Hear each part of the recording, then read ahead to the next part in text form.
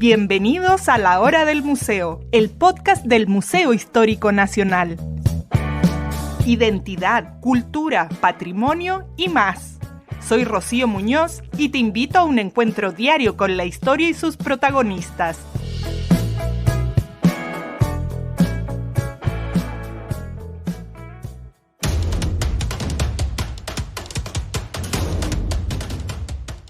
Guerra en Ucrania, guerra entre Israel y Palestina, inestabilidad creciente en Medio Oriente, tensiones en el Mar del Sur de China y la amenaza del crimen organizado en América Latina. Vivimos un momento de máxima incertidumbre geopolítica, donde múltiples conflictos armados se desarrollan simultáneamente, mientras la inteligencia artificial y la desinformación plantean nuevas amenazas a la estabilidad mundial.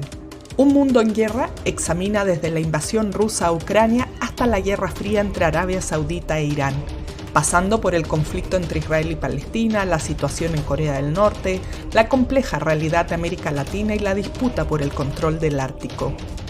También aborda casos específicos en Chile y su destino marítimo. Nos acompaña Alberto Rojas Moscoso, autor de este libro, periodista, académico y analista internacional. Analizaremos las causas, protagonistas y posibles desenlaces de los escenarios que podrían definir el rumbo del siglo XXI y las nuevas dinámicas del poder global.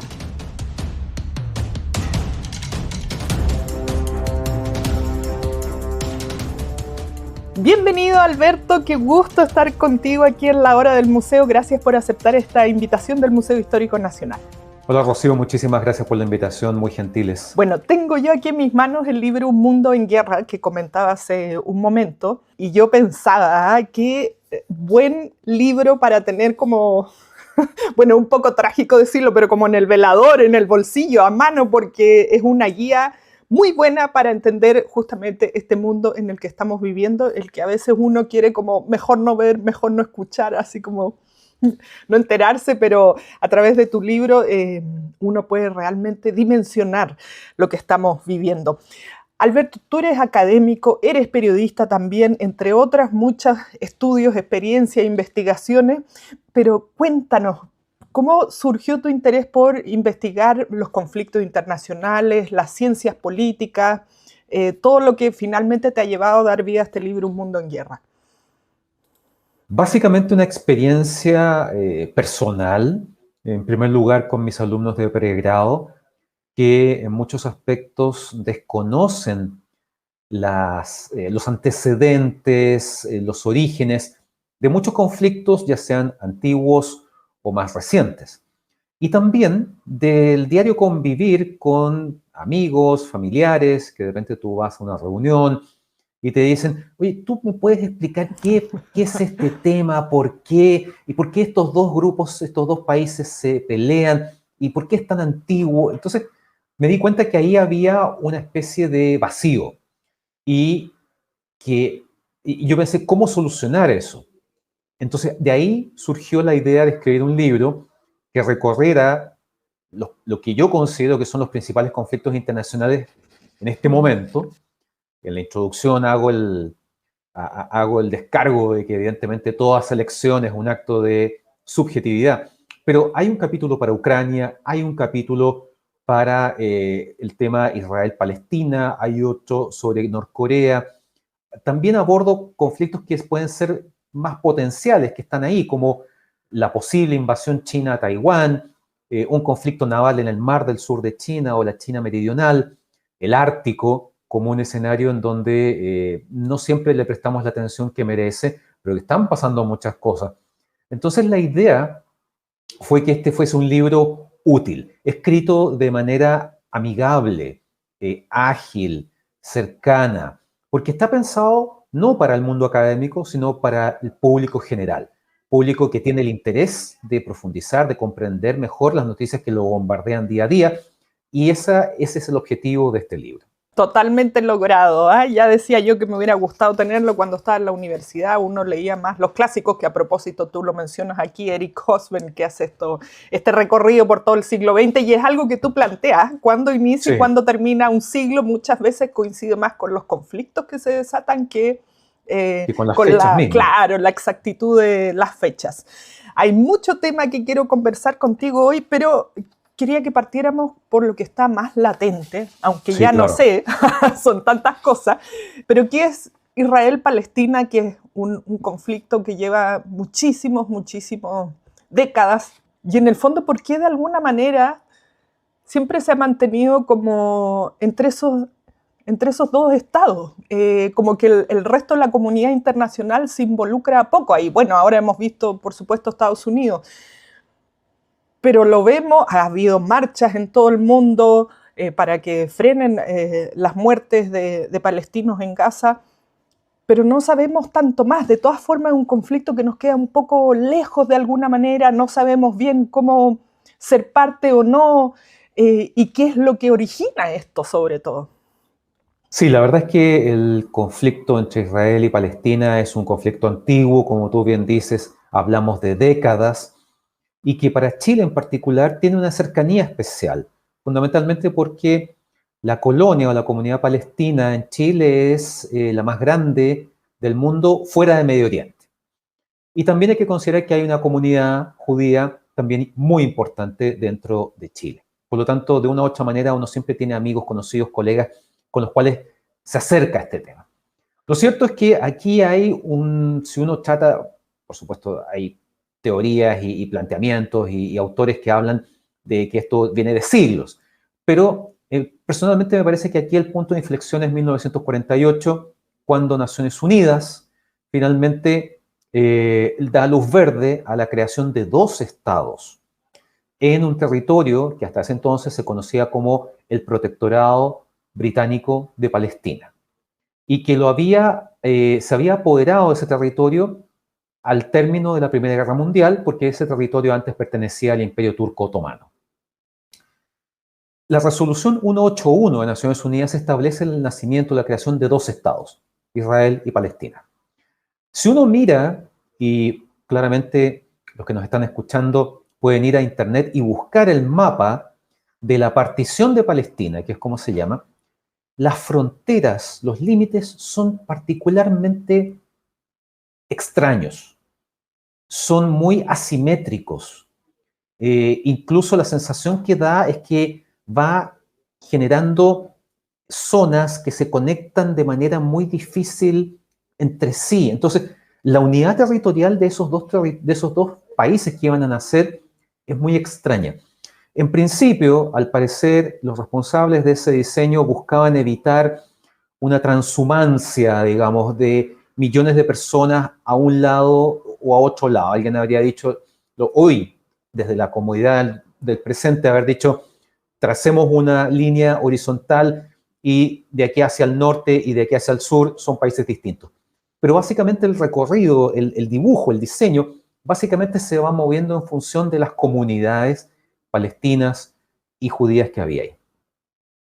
Sabemos que a partir de mayo del 48, cuando Israel proclama el nacimiento de este Estado, tenemos un conjunto de países árabes vecinos que atacan a Israel con el objetivo de que esto no se concrete. Esta guerra dura prácticamente un año. Es la primera de las guerras árabe-israelíes, de las 4 guerras árabe-israelíes del siglo XX. Y en ese contexto, cuando finalmente Naciones Unidas logra un armisticio, logra un alto al fuego, lo que encuentra es que el Estado palestino ha desaparecido producto de los combates y la guerra.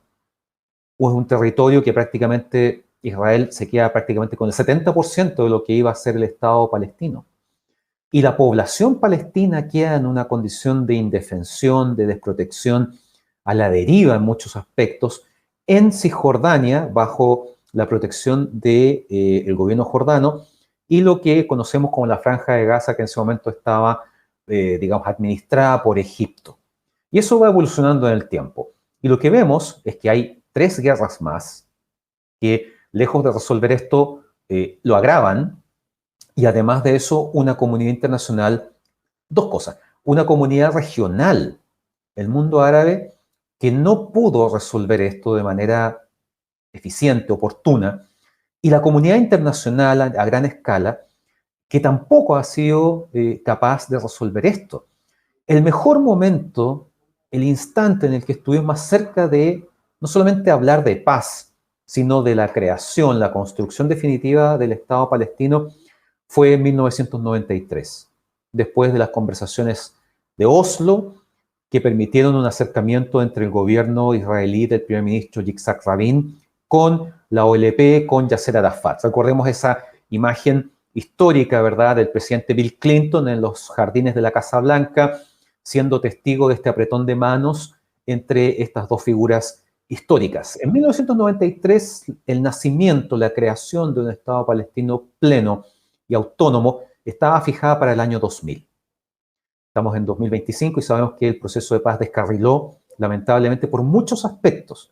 En primer lugar, el asesinato del primer ministro israelí, Yitzhak Rabin, a manos de un ultranacionalista israelí.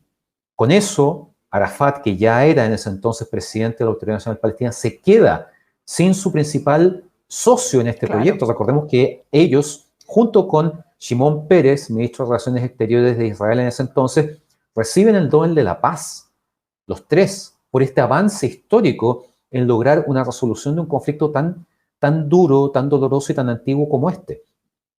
Sin Rabin al otro lado, ¿con quién se entiende Arafat? Con Benjamín Netanyahu en su primer gobierno, del 96 al 99.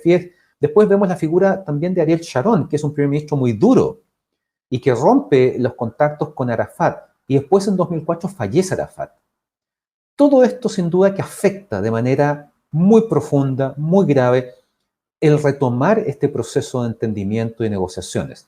En su momento, el presidente Bush, posteriormente el presidente Obama, intentaron juntar nuevamente a ambas partes a la mesa de negociaciones en instancias que fueron lamentablemente un fracaso.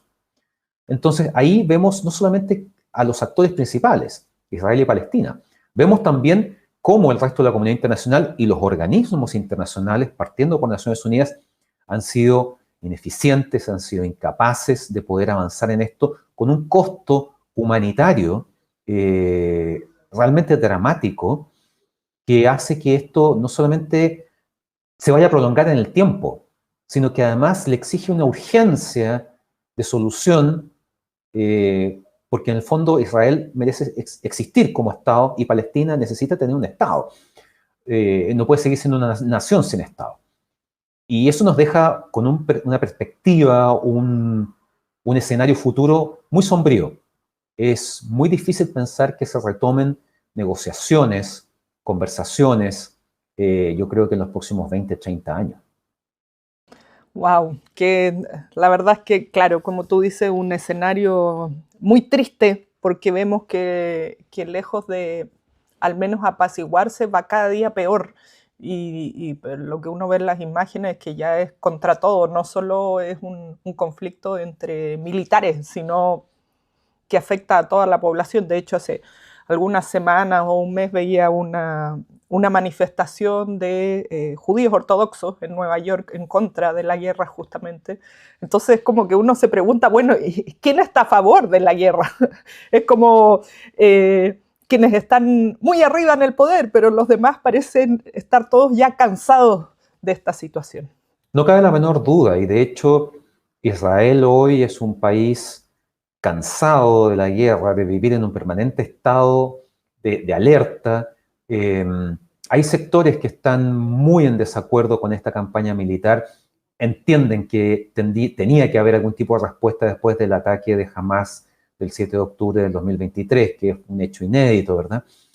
Pero hemos visto que la sociedad está muy polarizada, hemos visto reservistas del ejército israelí que han dicho públicamente que ellos no van a participar de las operaciones militares, lo cual en el fondo pone el foco en el gobierno actual de Benjamín Netanyahu y esta coalición que tiene de gobierno que es muy, muy ultra en muchos aspectos, y que hace difícil poder avanzar en ese sentido.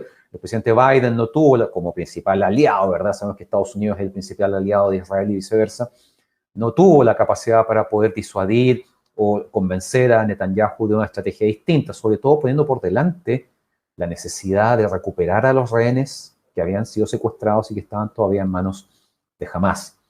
El presidente Trump tiene una posición muy pro-israelí, hay que decirlo. Esta idea que él planteó en algún minuto de reconstruir Gaza, pero sin los gazatíes, que además toma por sorpresa a países como Egipto y Jordania cuando dice, no, ahí vamos a ubicar a los palestinos. Obviamente eso no ayuda, no favorece un entendimiento, un avance en las negociaciones, sobre todo tampoco permite una reconstrucción de las confianzas. Aquí se necesitan nuevos liderazgos en todas las partes involucradas y que esos nuevos liderazgos sean capaces de reconstruir las confianzas para poder volver a sentarse a negociar. Y eso va a ser muy difícil y va a tomar mucho tiempo. Eso hay que decirlo en términos lamentablemente muy realistas. Qué terrible. Bueno, es un tema que pudiéramos seguir hablando varios episodios, no solo Claro. aquí parte de esta conversación. Quería mantenerme ahí en Medio Oriente porque he conversado yo con muchos palestinos que han llegado el último tiempo, ¿no? Esa migración masiva que vino no sé, hace 80 años, 100 años. Y siempre se preguntan ellos por qué no intervienen los demás países árabes que sí son muy poderosos, como Arabia Saudita, por ejemplo, y Claro. que acá tú destinas a un capítulo que se llama La Guerra Fría entre Arabia Saudita e Irán. Sí. ¿Cómo podemos como organizar en nuestra cabeza el mapa estratégico de los países árabes de Medio Oriente para entender quién salía con quién y en el fondo cuáles son sus objetivos o su visión? Sí, la verdad es que Medio Oriente ha cambiado mucho, sobre todo desde el inicio de este siglo. Me parece que durante gran parte de la segunda mitad del siglo XX, vemos que los principales actores son Egipto, Siria, Jordania, Irak, evidentemente Irán, sobre todo después de 1979, después de este cambio, este giro en 180 grados que sufre Irán con el fin del último monarca persa, el Shah Mohammad Reza Pahlavi, el 79, y el regreso desde el exilio de el Ayatollah Ruhollah Khomeini, que transforma a Irán, que hasta ese momento había sido un importantísimo aliado de Estados Unidos y que además tenía, sin tener relaciones diplomáticas plenas, tenía una relación muy cercana y estrecha con Israel en ese entonces. Todo eso cambia. Entonces, cuando vemos el Medio Oriente de hoy, uno lo que hace es tratar de ver los momentos en que se han producido estos giros. Entonces, es imposible no pensar que el 2003, con la invasión estadounidense a Irak y la caída de Saddam Hussein, Irak cambia completamente su perfil. Después de haber sido un país sumamente poderoso, se transforma en un país que colapsa sobre sí mismo en una lucha intestina entre la población mayoritariamente chiita y la minoría sunita. Por otro lado, después tenemos la primavera árabe, desde fines de 2010 hasta el 2012, en donde vemos una especie de efecto dominó, en donde países en donde había habido gobiernos no tan democráticos o abiertamente no democráticos durante décadas, caen. Es el caso de Hosni Mubarak en Egipto, de Muammar Gaddafi en Libia, el presidente Saleh en Yemen, etc. Entonces, ahí ese es un verdadero terremoto en Medio Oriente. Y los que van quedando en pie son básicamente Arabia Saudita e Irán, que están muy cerca y muy lejos en muchos aspectos. Están separados por el Golfo Pérsico. Una vez un diplomático kuwaití me corrigió, me dijo, no se llama el Golfo Pérsico, es el Golfo Arábigo. Dije, bueno, supongo que dependerá de en cuál lado del Golfo estoy. Pero en general en el mundo anglosajón uno tiende a hablar del Golfo Pérsico. A un lado está Arabia Saudita, que es un reino, ¿verdad? La monarquía de la familia Al Saud, un gran actor en el ámbito energético, las segundas reservas de petróleo más grandes del mundo después de Venezuela, una relación muy estrecha en términos políticos e históricos con Estados Unidos, sobre todo desde fines de la Segunda Guerra Mundial. Y además, Arabia Saudita es el gran protector, custodio de dos de los tres lugares más sagrados del Islam, como es la Meca y Medina, el tercero es Jerusalén. Y al otro lado tenemos un régimen teocrático en donde el clero iraní chiita cumple y tiene funciones políticas en el gobierno. Tenemos esta estructura del líder supremo encarnado ahora con Ali Khamenei, que fue el sucesor de Khomeini, y que de algún modo cada uno de estos dos, y que es fundamentalmente el gran bastión chiita, que es la otra gran corriente, minoritaria frente a la corriente sunita, pero que son las dos corrientes más importantes del Islam. Y ahí tenemos una pugna religiosa, política, energética, estratégica, y ambos países han buscado durante estos años consolidar esferas de influencia. En algún momento podemos decir, Arabia Saudita tiene un nivel de influencia muy grande sobre todos los países, las monarquías del Golfo, Emiratos Árabes Unidos, Qatar, Bahrein, Egipto también, tiene una relación muy estrecha con Jordania. Y por el otro lado tenemos a Irán, que ha ido, aprovechando la caída de Saddam Hussein, aumentó su influencia en Irak. La relación estrecha que tenía con el gobierno de Bashar al-Assad en Siria le permitía tener un país completo como aliado, y al mismo tiempo su influencia en otras zonas a través de grupos que fue apoyando, como el caso de Hamas en Gaza, Hezbollah en el Líbano, los hutíes en Yemen. Entonces, hoy en día lo que tenemos es un escenario que ha cambiado además mucho en poco tiempo, porque vimos que a fines del 2024 cae la dinastía de los al-Assad, Bashar y su familia se tienen que ir a Rusia, y la llegada de un nuevo gobierno en Siria hace que no solamente Rusia pierda un aliado en Medio Oriente, sino que también Irán pierda un aliado en Medio Oriente. Y en esta última gira que realizó Trump a Medio Oriente, en donde va básicamente a monarquías árabes, dejando de lado a Israel, vemos una serie de situaciones bien particulares. O sea, por un lado, sabemos que él se reúne con Mohammed bin Salman, que es el príncipe heredero saudita, el gobernante de facto, dado que el rey se subentiende que está muy enfermo, nunca se ha aclarado qué es lo que tiene, sigue en el trono, pero quien gobierna es Mohammed bin Salman, que tiene una relación muy estrecha con Trump. Y ahí pasan varias cosas. O sea, por un lado, a Trump le interesa mucho retomar algo que quedó interrumpido con el ataque de Hamas de 2023, que era este acercamiento entre Israel y Arabia Saudita para formalizar relaciones diplomáticas, y que eso quedó completamente congelado. Y hoy en día Arabia Saudita condiciona cualquier tipo de entendimiento diplomático con Israel a la resolución del problema palestino. Pero en ese encuentro en Riyadh pasa algo más. Vemos que está presente el nuevo gobernante de Siria, al-Golani, que es una situación bastante particular, porque al-Golani viene dentro de su currículum, está el haber pertenecido a Al-Qaeda. Estados Unidos tenía una recompensa de $10 millones por él, y Trump acepta a instancias del príncipe Mohammed bin Salman reunirse con él, darle la mano, levanta la recompensa sobre él, levanta el embargo que había sobre los fondos sirios, del gobierno sirio en el extranjero. Entonces ahora este nuevo gobierno puede tener acceso a esos millones de dólares. ¿Pero a cambio de qué? El príncipe saudita quiere que Trump reconozca este nuevo gobierno porque quiere tener influencia sobre ese nuevo gobierno y que ya no esté dentro de la órbita iraní, sino dentro de la órbita saudita.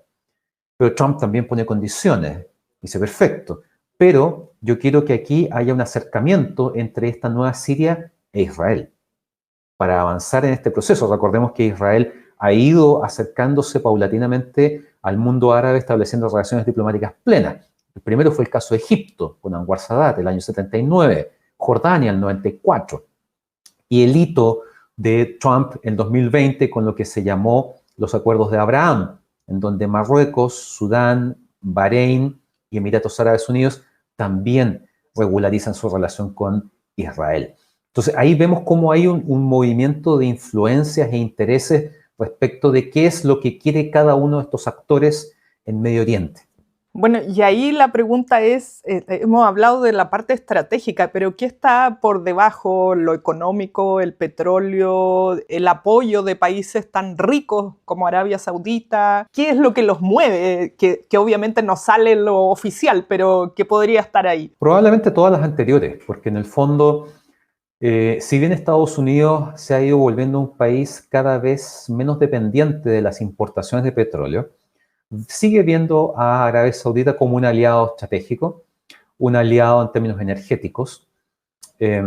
Estados Unidos es el principal vendedor de armas a Arabia Saudita, junto con otros países del Golfo Pérsico.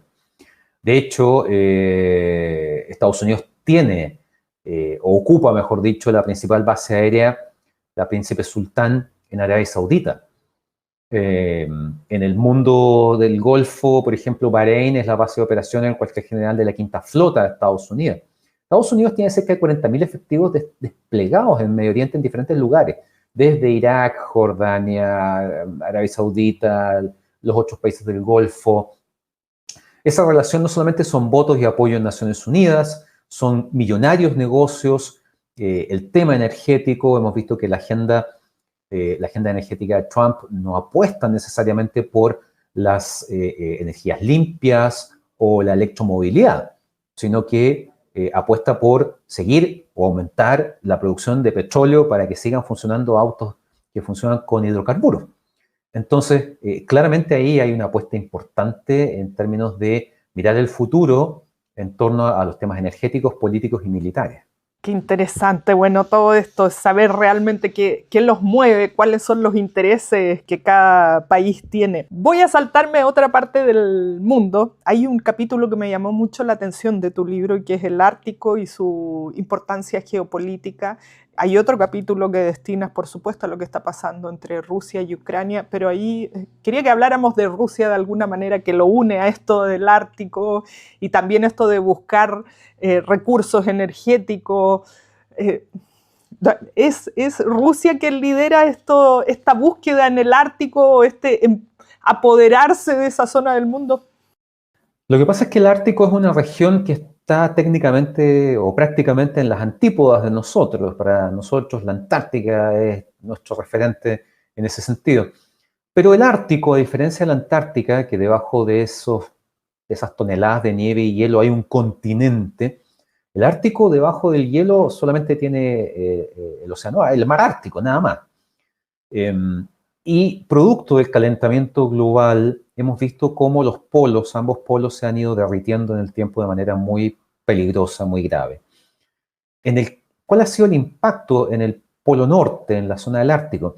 La posibilidad de que hoy, cuando es verano en el hemisferio norte, tú puedes navegar de manera transpolar de un lado a otro. Tú puedes navegar en superficie a través del Ártico. Antes las únicas opciones era volar.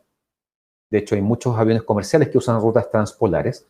O, por ejemplo, usando submarinos nucleares que pueden pasar meses sin necesidad de salir a la superficie. Ellos navegaban muy profundo por debajo del hielo del Ártico. Hoy día ya no es necesario porque tú puedes navegar en superficie. Y esto ha abierto dos pasos o dos corredores que son muy importantes. Uno es el paso del noreste, que básicamente está frente a las costas de Rusia, y el paso del noroeste, que se mueve entre Groenlandia, Canadá y Alaska. Obviamente esto significa que se puede, porque ya no es tan condicional, se está probando, se puede navegar a través del Polo Norte, acortando los tiempos de navegación entre la mitad a un tercio, versus pasar por el canal de Suez o el canal de Panamá. Eso va a cambiar la manera en que se hacen negocios, se trasladan barcos llenos de petróleo, de contenedores, y eso significa que estas rutas van a ser muy importantes y que por lo tanto los países, porque para nosotros la Antártica es un continente, entre comillas, neutral, ¿verdad? Es un continente de ciencia y paz. Pero el Polo Norte no. Ahí Canadá, Estados Unidos, Dinamarca, Rusia tienen fronteras con el Ártico o en el Ártico. Entonces cada uno de estos países va a desplegar sus recursos militares probablemente para proteger estas rutas que son tan estratégicas. Y ahí Rusia lleva la delantera. Rusia tiene más rompehielos que Estados Unidos y Canadá juntos. Es el país que más rompehielos tiene. Ha ido remilitarizando el Ártico después del fin de la Guerra Fría, la desaparición de la Unión Soviética. Muchas bases soviéticas que estaban en esa zona fueron abandonadas. Hoy día se han reabierto, hay modernización, hay presencia militar, etc. Y porque además, con este derretimiento del Polo Norte, se hace mucho más fácil poder llegar a yacimientos de petróleo y gas que están en el fondo marino en esa zona del Ártico. De hecho, a comienzos de este siglo, en la primera década de este siglo, Rusia realizó una operación bastante llamativa que está puesta en el libro, en el capítulo de Ucrania, no, perdón, en el capítulo del Ártico, en donde vemos este episodio en el cual, usando un submarino especialmente equipado, bajan hasta el fondo del mar y ahí clavan una bandera rusa de titanio, estableciendo, declarando que esa proyección, ¿verdad? Digamos, de la plataforma continental es Rusia, eso es ruso. Y por lo tanto, todo lo que hay ahí le pertenece fundamentalmente sus recursos energéticos. Entonces, ¿es posible que en el futuro cercano pueda haber un conflicto ahí por esos argumentos? Sí, es posible. Están dadas las condiciones, están las motivaciones de las grandes potencias y sobre todo, nuevamente, producto del cambio climático, están dadas las condiciones para poder operar de manera mucho más fácil, más estratégica. Qué increíble esto, ¿eh? Que ahora se pueda, digamos, establecer el Ártico como una ruta de navegación con todo lo que ello implica. Es como absolutamente cambia toda la configuración mucho del comercio mundial.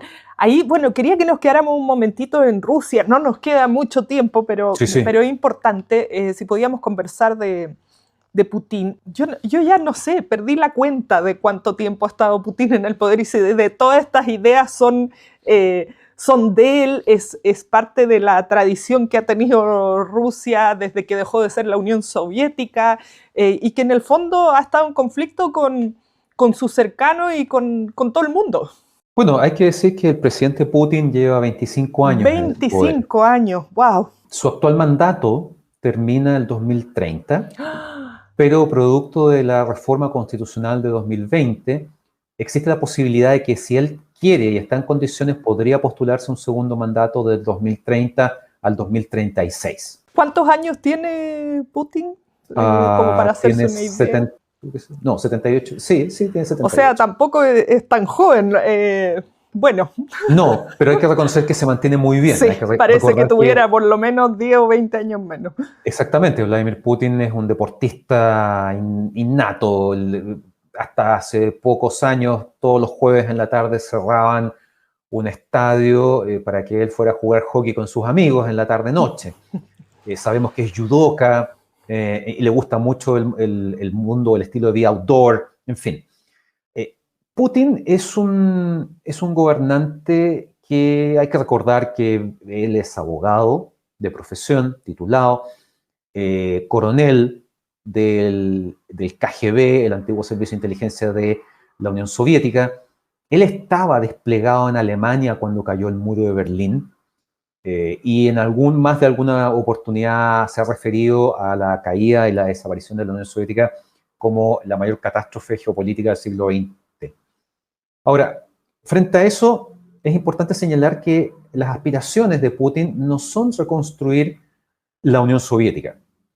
Para él, si bien es un producto de la Unión Soviética, creció, se educó, hizo una carrera, no pretende volver a eso, pero sí recuperar, reconquistar, reconstruir esta Rusia que se asimila mucho a la Rusia de los zares, una Rusia enorme. De hecho, Rusia es el país más grande en términos de kilómetros cuadrados, ¿verdad? La cantidad de usos horarios que tiene es enorme también.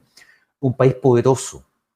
Después de que la Unión Soviética desaparece a fines del 91, el resto de esa década de los 90, que en esos años gobernaba Boris Yeltsin, fue un periodo muy amargo, muy difícil en términos económicos, de grandes crisis, de grandes transformaciones de la sociedad rusa, después de décadas en que la sociedad rusa era bastante estable. Y hasta el día de hoy mucha gente recuerda a Putin como el hombre que sacó adelante a Rusia, que logró recuperar el orgullo nacional, volver a convertirla en un actor relevante, sobre todo porque Putin apuesta a transformar Rusia no solamente en un nuevo actor militar potente, sino en un actor imprescindible en términos de la energía, gas y petróleo. Ahí la gran empresa es Gazprom. Recordemos que hasta el inicio de la invasión rusa a Ucrania, Rusia le vendía mucho gas a la Unión Europea, sobre todo a Alemania. Eso ha ido cambiando desde el inicio del conflicto. Entonces, Putin tiene en su mente un mapa en donde cabe gran parte de lo que hoy es el este de Europa y que es parte de la OTAN y o de la Unión Europea. Estamos hablando de Polonia, República Checa, las repúblicas bálticas, todo eso. Y él considera que eso es, que alguna vez fue parte de la Rusia de los zares, que alguna vez fue parte de la Unión Soviética, sigue siendo parte de la esfera de influencia de Rusia. Y en donde Rusia tiene un rol, un papel predominante, y evidentemente este hecho de que, cuando él dice, y eso es cierto, que la OTAN ha ido avanzando hacia el este, acercándose cada vez más a las fronteras de Rusia, eso es cierto. Pero ese acercamiento de la frontera OTAN no es porque la OTAN haya invadido los países del este de Europa, sino que los países del este de Europa, que alguna vez estuvieron dentro de la Unión Soviética o dentro de su esfera de influencia, temían que en algún momento Rusia despertara e intentara recuperar ese territorio. Y pertenecer a la Unión Europea y o a la OTAN es el mejor seguro de vida que podían tener. Ucrania no llegó, Ucrania no alcanzó. Y Ucrania hoy es de algún modo el colchón que separa esta parte del este de Europa de Rusia, junto con, bueno, Moldavia, que está junto a Ucrania, un país muy chiquitito, y hacia el norte, Bielorrusia, que es un aliado incondicional bajo el gobierno de Alexander Lukashenko de Vladimir Putin. Entonces ahí estamos. Y por eso es tan importante el cómo vaya a terminar esta guerra, que no sabemos cuándo, no sabemos cómo, a pesar de que el presidente Trump dijo que podía resolverla en 24 horas, ya llevamos más de 6 meses en esto desde que volvió a la Casa Blanca y no ha pasado nada, porque no es fácil. No es fácil, sobre todo porque en el fondo el país agresor en este caso, que ha sido Rusia, ha puesto condiciones. Y muchas de esas condiciones son tremendamente desfavorables para Ucrania. Prohibirle ingresar a la Unión Europea, prohibirle ingresar a la OTAN, que acepte la pérdida del 20% del territorio ucraniano que hoy controla Rusia, olvidarse definitivamente de la península de Crimea, que Rusia anexó ilegalmente en 2014. Entonces, es muy difícil poder sentar a Rusia y Ucrania en este minuto a negociar, a conversar. Y el punto es que, dependiendo de cómo termine esa guerra, ese va a ser el mensaje que va a recibir el resto de la comunidad internacional. Si Rusia sale de algún modo libre de polvo y paja, bueno, China entonces podría querer invadir Taiwán, Venezuela podría querer invadir Guyana, porque la señal que se daría es que el costo es bajo. Claro. Y en un mundo en donde las instituciones internacionales como Naciones Unidas o la OEA no están funcionando, en donde la mayoría de los países ya no están respetando el derecho internacional, ni hablar del derecho internacional humanitario. Entonces, es muy grave porque eso de algún modo deja la responsabilidad de los países, y un país como Chile depende mucho de un orden mundial basado en reglas. El orden mundial basado en reglas para los países grandes, las grandes potencias, los que tienen armas nucleares, no es tan relevante, porque se imponen por sí solas. Pero para países como nosotros es súper importante, porque es nuestra garantía en muchos aspectos. Claro, por supuesto. Todo esto me suena a alguna película que hemos visto y nos hemos quedado con la sensación favorable de que es solo una película, pero ya vemos claro. que no es solamente así. Alberto, para terminar, quería justamente que nos pasáramos a América Latina, a propósito que mencionabas Venezuela, nuestro país también. Uno piensa que en América Latina estamos en paz relativamente, siempre hay ciertas discusiones entre presidentes de algunos países para revivir conflictos del pasado, pero también pensamos que aquí tenemos la terrible guerra del narcotráfico, que no tiene que ver con frontera. Entonces aquí no tenemos mucho tiempo, apenas un par de minutos, pero para darnos un abrir de boca de lo que está pasando aquí en nuestra región. Mira, efectivamente, la última guerra en América Latina, específicamente en Sudamérica, fue en 1995 entre Perú y Ecuador. Y por fortuna ha sido el último conflicto entre países.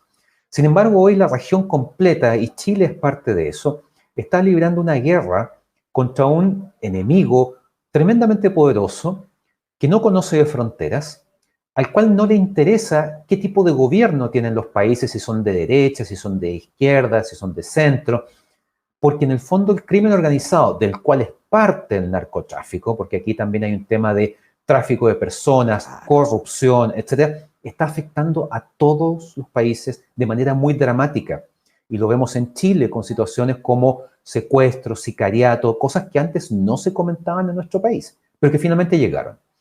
El punto es cómo los países de la región logran articularse de manera efectiva para combatir no solamente a un grupo, sino a múltiples grupos que están presentes en todos los países.